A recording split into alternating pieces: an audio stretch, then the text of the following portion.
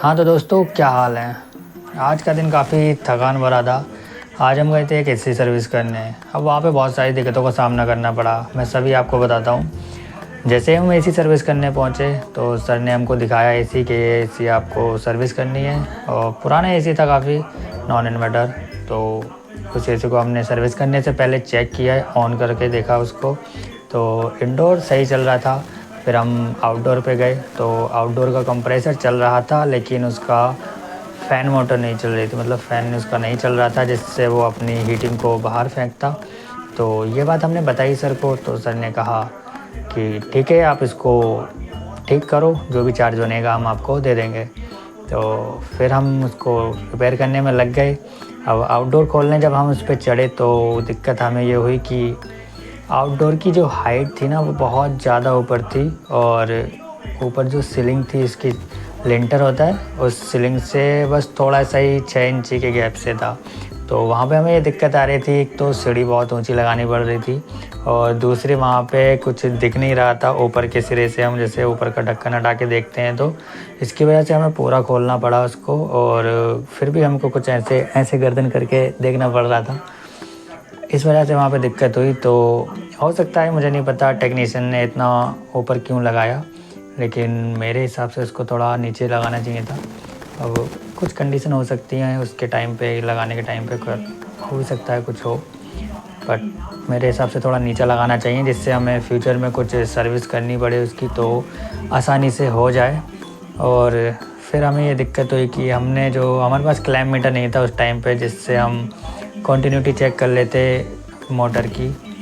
तो हमने कैपेसिटर उसको चेंज करके देखा। मतलब कैपेसिटर उसका, नया कैपेसिटर लगाने के लिए पहले मार्केट गए, हमारे पास कैपेसिटर भी नहीं था।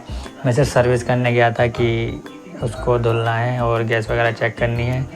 और ठीक है, क्योंकि सर ने कहा था कि हमारा एसी चलता हुआ बंद हुआ था, और इसीलिए मैंने चेक किया था पहले ही चला के, कि मैं चला के चेक कर लूँ, और जिससे हमें पता चल जाए इसमें क्या कमी है। अगर मैं डायरेक्ट उसको धुल देता, सर्विस कर देता, और उसके बाद में अगर वो नहीं चलता, तो सर हमसे कहते कि हमने तो चलता हुआ बंद किया था, और सर्विस के बाद ये जो है आउटडोर नहीं चल रहा है।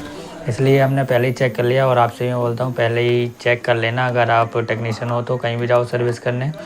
और कैपेसिटर के साथ ही मैं अपना क्लैम्प मीटर भी ले आया था दुकान से नया खरीद के। तो हमने यहाँ पे आके कैपेसिटर लगाया, उससे भी हमारा मोटर नहीं चला। फिर मैंने क्लैम्प मीटर से कंटिन्यूटी चेक की मोटर की, तो मोटर का मैं फॉल्ट आ रहा था। फिर मैं मोटर लेने गया, मोटर वहाँ से लेके आया 2। अब दिक्कत ये हुई कि मैं उनमें से किसी का भी फ़ैन लेके नहीं आया।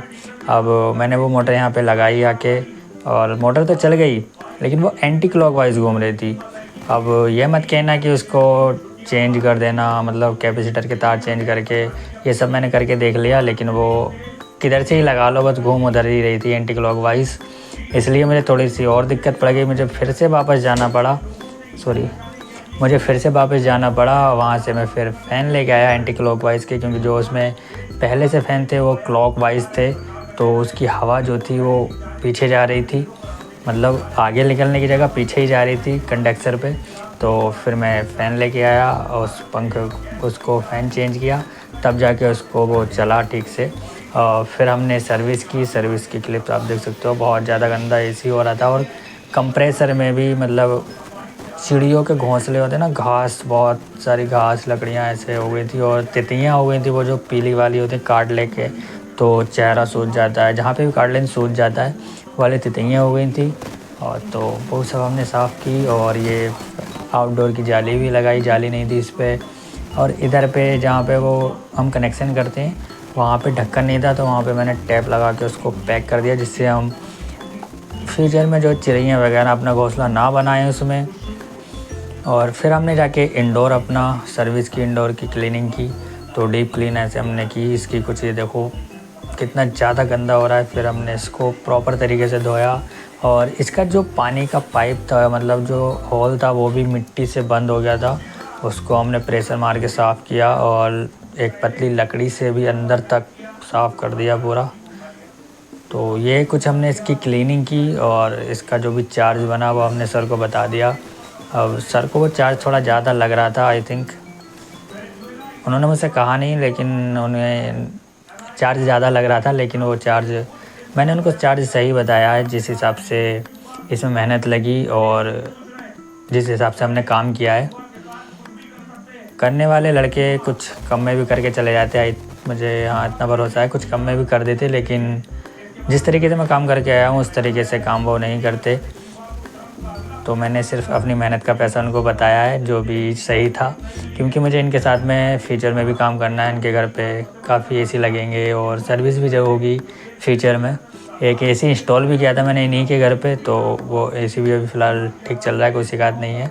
और अभी कोई दिक्कत आती है तो ये सर मुझे कॉल कर सकते हैं, मैं सर्विस दे आऊँगा उनको। अगर कुछ भी ख़राब होता है या कुछ भी होता है तो मैं उसको ठीक करके आ जाऊँगा।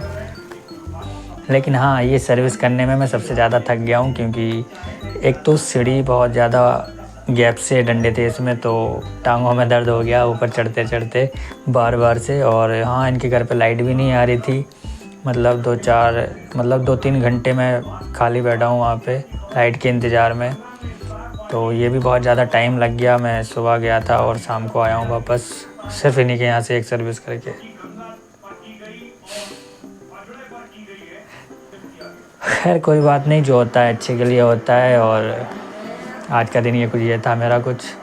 तो अगर आपको वीडियो पसंद आई तो वीडियो को लाइक करो, चैनल को सब्सक्राइब करो।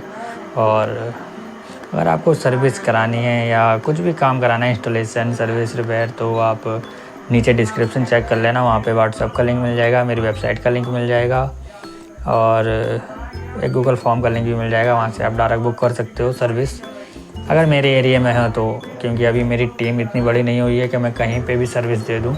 और अगर हाँ, आपको एज ए टेक्नीशियन ज्वाइन करना है तो वो भी आप ज्वाइन कर सकते हो, मेरी वेबसाइट पे जाके चेक कर लेना, वहाँ से आपको पता चल जाएगा।